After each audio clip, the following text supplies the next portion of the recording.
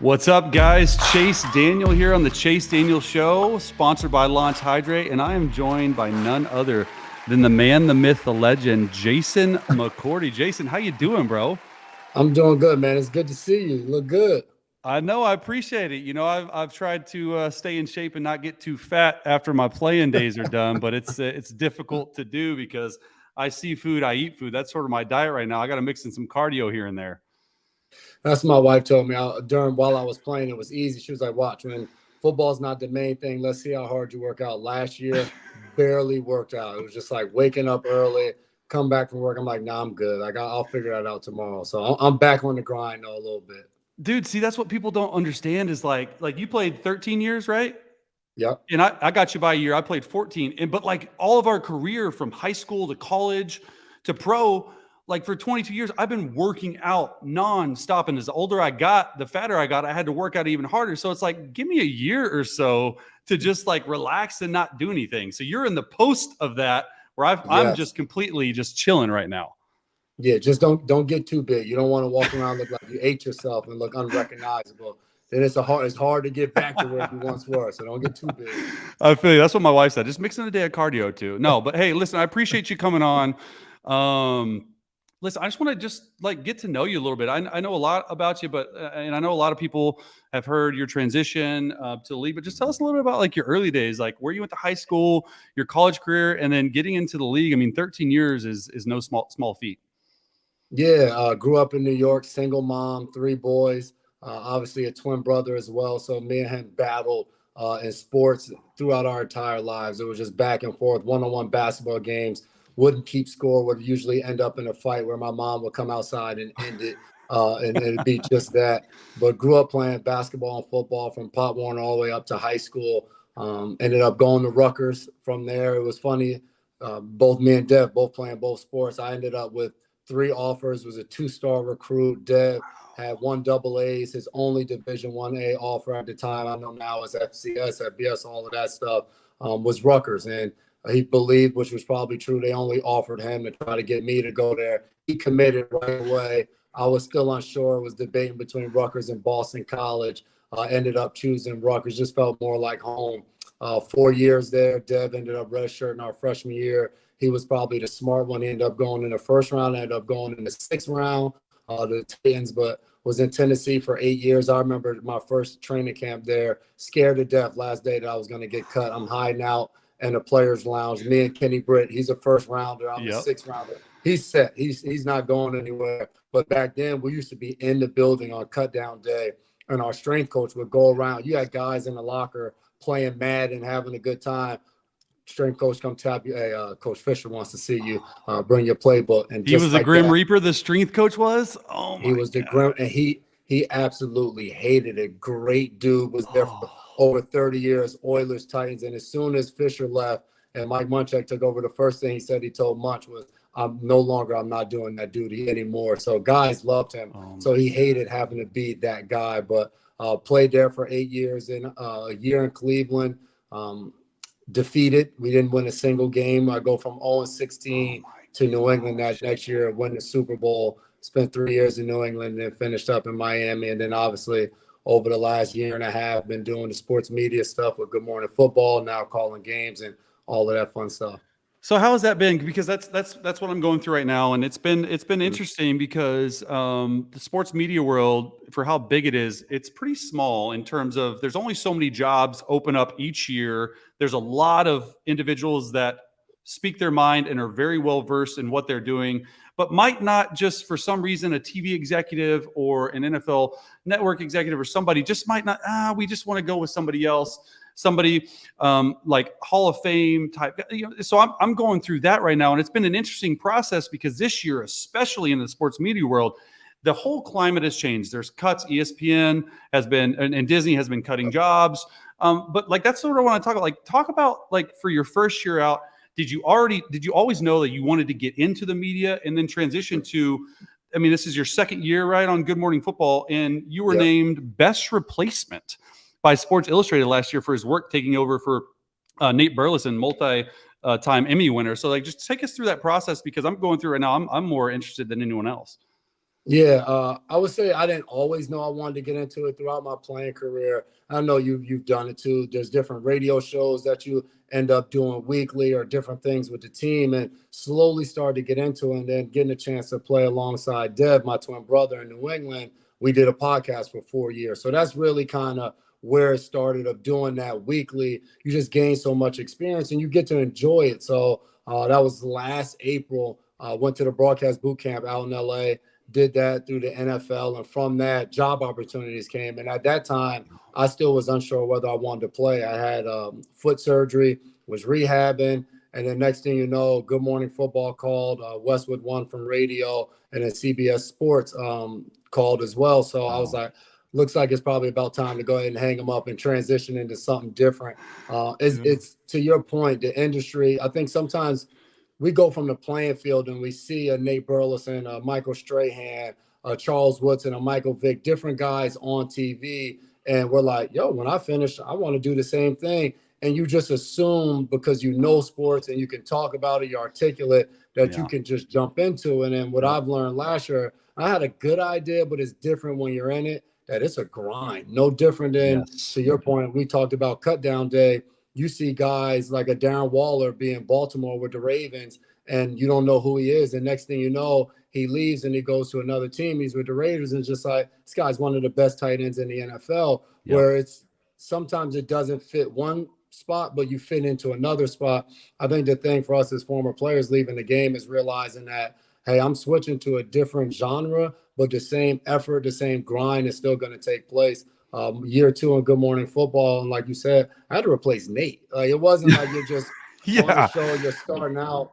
I'm replacing a guy that's now doing CBS mornings. Like, he's transitioned totally out of sports, where now he's just a TV personality, hosting things, doing all. So the pressure behind that is something that we deal with. We've dealt with our entire career. So that was the fun part of kind of finding my own niche and not trying to be Nate, but going in there being myself. Not many seats at all. A lot of fun if you can get in one, and some great people involved, but it's definitely a grind. Well, especially a show like Good Morning Football. I mean, to me, it's my go-to source. I mean, every morning, because not only are you guys, and I think this is what I've learned just being in the small podcast and with NFL Network, is like, of course you got to know your stuff, but I am straying away from just stat heavy stuff, because that's not what fans want. That's not what people want. They want your analysis because you've done it. You've won Super Bowls. You've been there before. So how can you not only give your analysis in a way that's not stat heavy, that bogs people's minds, but also be really entertaining? And the best way I've found to be entertaining is just be myself and be authentic. Like, for anyone that knows that, it's difficult to do. And how have you, like, from your first year to your second year, how have you changed in how you prepare for your shows? And can you give us a little bit of a inside look at your preparation on a weekly basis, on a daily basis, that you're going into the show? Yeah, for sure. I would say from year one to year two, you start to learn what content actually works when you're going in there on a daily basis. And my show has been really unique in that we go on for 3 hours every single day. So you have to be prepared. You have to have something to talk about. I think early on, we start our show 7 o'clock in the morning. You got to think fans are watching. Who or what do they want to hear about? I may have this great Chase Daniel story, and then there might be also a Patrick Mahomes story. And it's just like, all right, what do they want to talk about? Well, they want to hear about Patrick Mahomes. I can fill this in later on. So I think learning that of how to navigate it. The second thing I would say for us leaving the field is you're talking about some of your guys. You were just in the locker room with some of these guys, and they go out there and they have a bad game or have a bad play. You have to be comfortable talking about that. And it's not a personal thing. So for me, that wasn't as difficult, because in the locker room, I could be a little bit of an a-hole around my guys too, and we'd laugh about it. So I didn't look at it any different on TV. I remember we did a top DB list, and Stephon Gilmore hit me up and was just like, so you telling me I'm not a top DB? I saw that. I'm like, Billy, that's not what I I'm saw saying. that. I played an extra 3 years in the NFL just because you were guarding the best guy.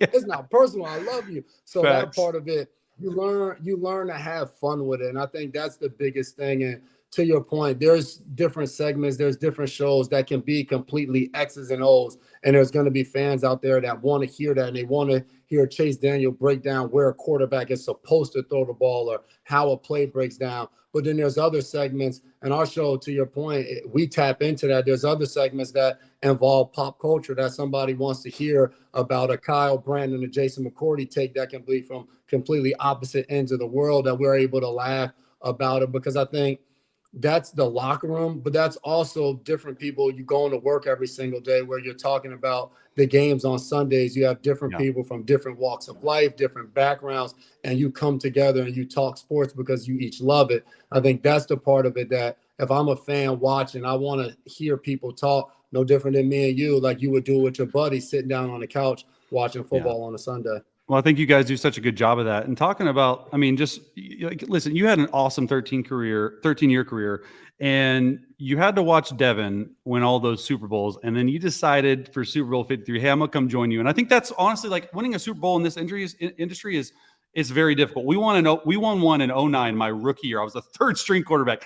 I did absolutely nothing that year, but I got a ring, and I'm like, oh my gosh, it's going to be so easy. Like, it's just so easy. And then I've been a part of Minnesota Miracle, like multiple games that just like you lose in the playoffs, and you're like, oh my gosh. But I think winning a Super Bowl, I get to this because winning a Super Bowl makes you like, they understand what you went through. Like winning a Super Bowl gives you that clout, right, for people to talk about.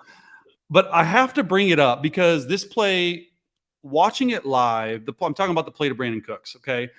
I thought it was the biggest play of the game. I thought it was the biggest play of your career. And not only does it encompass like who you are as a player, like I just saw pure hustle. Like, oh my gosh, I got to fix someone else's mistake. Like, to me, take us through that play, because like I'm getting chills talking about it, because like when you see a play like that, especially as a quarterback, like the dude was wide open, right? Like, take me through that play, because that in essence won you guys the Super Bowl. Yeah, it was.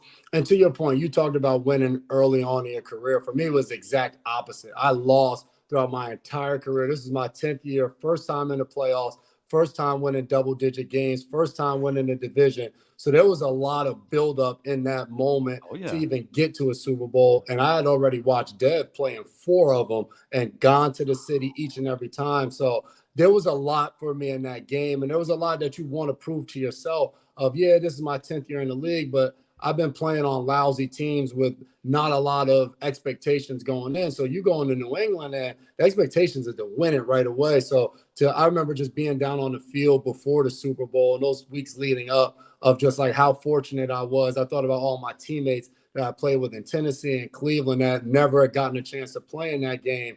And it's funny because that play happened earlier in the game. And Gilmore got to play, and we're looking at the surface on the sideline, and Dev says to me, hey, if they come back to that, you need to be there on that play. And I'm like, I know. I already talked to Gilly. We already talked about it. And on that play, they run it, and Cooks, and they're running an over post, and we're in cover 4, and Gilly drops the post because he sees the over and like a snap reaction. And I recognize it's probably still a step or two too late and climb to the post. And I'm like, I'm like, what the hell? He is wide open. And to that point, I had no idea I was going to be able to make that play. It was one of those plays where one of those old plays, and you just put your head down, and it was just like, I'm not looking for the ball. I'm never going to get there, and just run and play the hands. And luckily, Goff was a little bit late. Cooks wasn't able to hold on. So I'll always appreciate Jared Goff because of that Super Bowl. Oh, yeah, and got yourself a ring before it. Hey, let's move on to sort of just what's happening the first 2 weeks of the season. Obviously, everyone knows, like, teams are still finding out who they are. They're finding out identities. We got a lot of 2-0 teams that probably didn't think would be 2-0. And we got a lot of 0-2 teams that didn't think they'd be 0-2 as well. What's team or what storyline has really impressed you or most talked about for the first 2 weeks of the season? Yeah, you're right about the 2-0 teams. I mean, you look at the Buccaneers, Tom Brady leaving, and they're 2-0. I would have never guessed that. But I'm going to go with the Miami Dolphins. And the reason I'm going to go with them is Tua Tagovailoa has been unbelievable in the ways that they won those games. The first game, Chargers decide to play a ton of man. He throws to Tyreek Hill, 400 yards passing, and it's a shootout of a game. Then they come back Sunday night and they play the New England Patriots. And the one thing you can bank on, Bill Belichick is going to come up with something to limit the thing you're good at. And I heard Brooks and Barrios talking about that game after, and it was just like, we had never seen the New England Patriots defense do this. They had safeties deep as heck. They would not allow the big play. and the Miami Dolphins still found a way to go out there and win the game. Remember the drive before half, Tua goes 7 for 7, just slicing and dicing, goes out there, scores a touchdown. Tyreek Hill only has 40 yards receiving, and they still walk away with a win within the division. So I know I didn't pick the Dolphins to go in my playoffs, and there's a lot of people that didn't, and you watched them through 2 weeks. They look unbelievable. Defense was terrible in the first week, and then Fangio finds some things out in the second week and really limits New England. Yeah. What about your biggest disappointment? Because I know we talk about a lot of like what's impressed, but there have been some disappointments in terms. And I know, listen, I'm getting into this media thing, and it's every team that's 0-2 right now is like, hey, in that locker room, I guarantee you, in that locker room, and that coach speak is like, hey, dude, we're 0-2. Who cares? We got like 15 more games to go. It doesn't matter. But if you were picking, like, what would be the biggest disappointment so far early in the season? Maybe teams that didn't live up to expectations or players, etc. I'm going to have to be Cincinnati Bengals. Yes. Joe Burrow and the crew being 0-2. And I know Joe Burrow was injured during training camp, the calf. He didn't have much time. Last year, they did the same thing. He had the appendectomy. They started out 0-2, offensive line issues. They get on a run. They still end up in an AFC Championship game. But this year, it feels different. And I said this stat on our show earlier this week. No team has ever gone 0-2 in back-to-back seasons and made the playoffs. Cincinnati Bengals fans were very upset. They were not happy with me. It's the truth. I didn't create the stat. It's just the truth. I'm not saying they can't do it. I'm saying that if they do it, it will be history. And then seeing Joe Burrow kind of gimpy in that last game at home against Baltimore, it concerns you. Browning has not completed an NFL pass yet. Not to say he can't go in there and be the next Patrick Mahomes, but I don't see that happening. So if I'm a Bengals fan, you're nervous about the season because there's such high expectations. And for them to lose and then lose at home to Baltimore was tough to see. Yeah, and that's great insight because being a quarterback myself for 14 years, like to me, Joe Burrow just looks different. And he doesn't look different like he looked last year where he hadn't played in the past 3 preseasons. And I think it has to do something with his calf. And that's something that we're going to be monitoring a lot more because, Zach Taylor said, hey, we're going to be able to you're going to go back in the game. But now he's saying, hey, I don't know if he's going to be able to play. So that storyline, why I think you're spot on with your analysis, it's a little bit different, trusting it to Jake Browning, who has, yet to play in an NFL game. And then, so I pick on this show, Jason, I picked 3 games I'm looking forward to. The first one is going to be Bills Commanders. And the reason I picked this one, people just looking at it from an outside perspective, be like, oh, the Bills are going to smoke the Commanders, like whatever. But it's on the road. Commanders are 2-0 for the first time in a long time.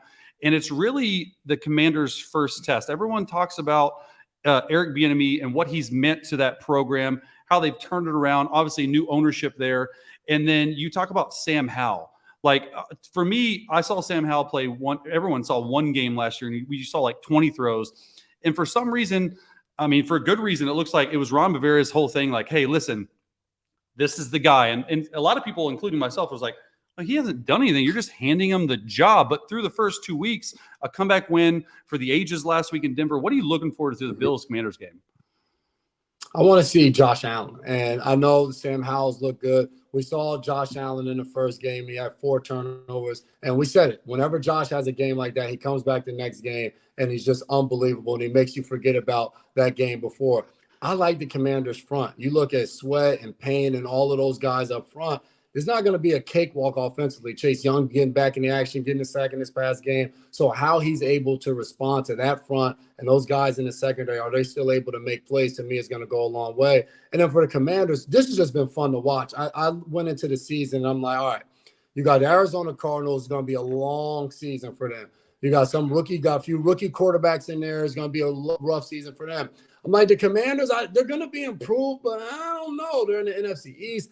And they just have looked really good. They beat the Cardinals who played their butts off against the Giants, and then they beat Denver. And all we talked about was how Sean Payton was going to change this offense. And it's been Bieniemy that's been very impressive. So to your point, the Commanders, now this is a game. Like now you're talking about a team that was been in the playoffs the last few years, have one of the best quarterbacks in the NFL. How do you arrive to this game? Do you have the same type of energy? Are you able to make the same amount of plays? So that's going to be that's a sneaky good game, I would call it. Yeah, I agree. Next game, it's Chargers Vikings. And to me, it's the biggest surprise. Both of these teams are 0-2. Was not expecting it going into the season. Only 10% of teams that start 0-2 have come back to make the playoffs. We saw it last year with Cincy. It drops to under 5% if you fall to 0-3.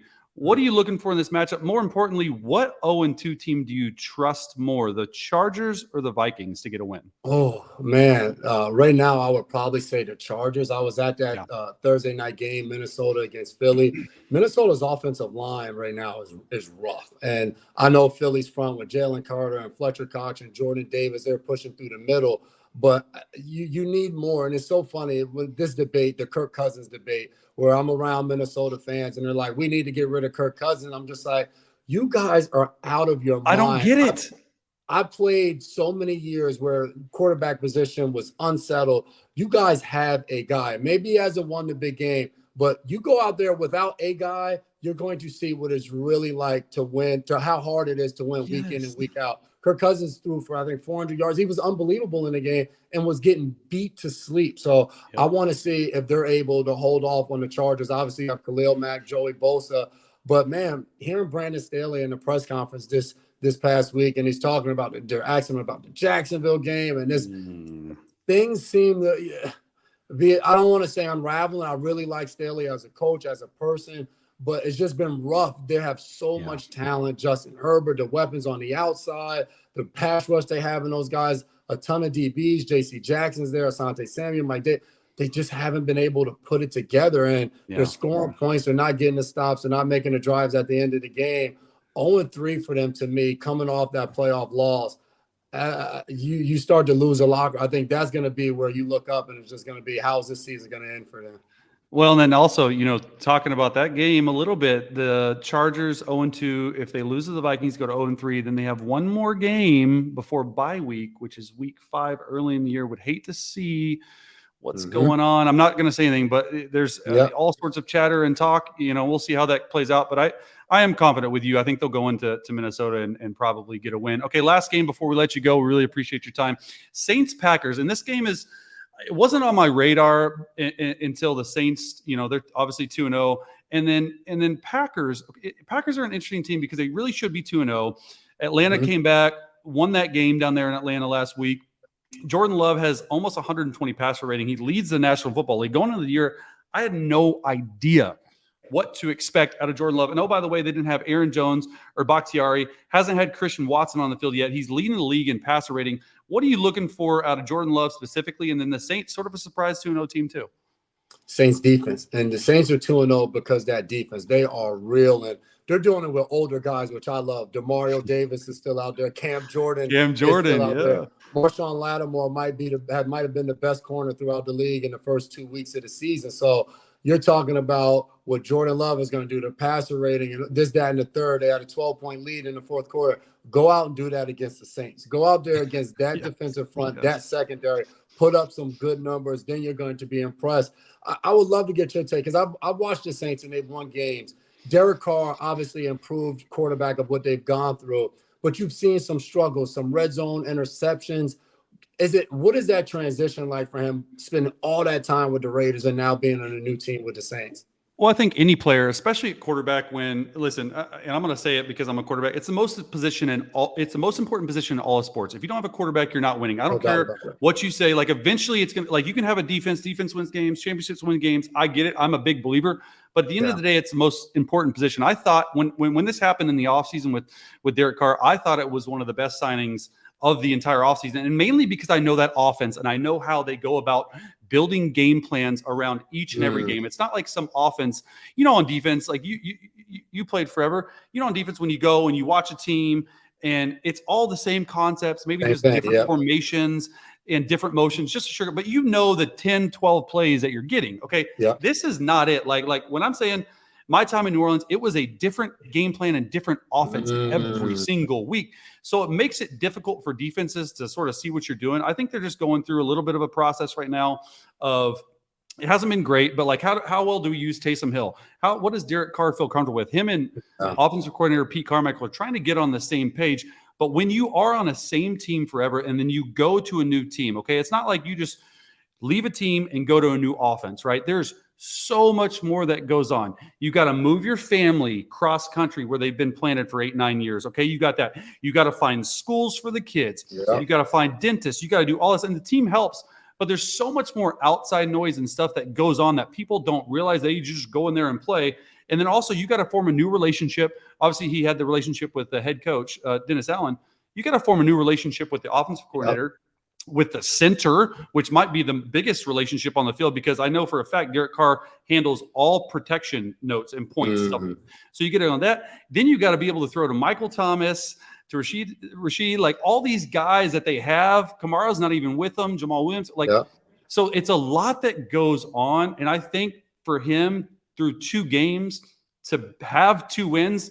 Now that defense hasn't allowed 20 points in like the last some odd game. It's a crazy stat I heard this morning. It's like insane. 10 games, yeah. Like 10 games, yeah. But I think that it's going well. I mean, it's interesting to see. Yeah, I love it. He's a fun guy to watch, and obviously the way everything ended with the Raiders is something you look forward to. And to your point, Kamara's not even out there yet. So when he gets back, it's really going to get scary because Chris Olave has been special throughout the first 2 weeks. Yeah. Well, I appreciate you coming on with us, Jason. I won't take up any more of your time. I told you 20. It's been 25 minutes. So I really appreciate you. Chase Daniel Show. Remember, sponsored by Launch Hydrate. Go out and get you some. Appreciate you, Jason. Yes, sir. No problem, man. Anytime.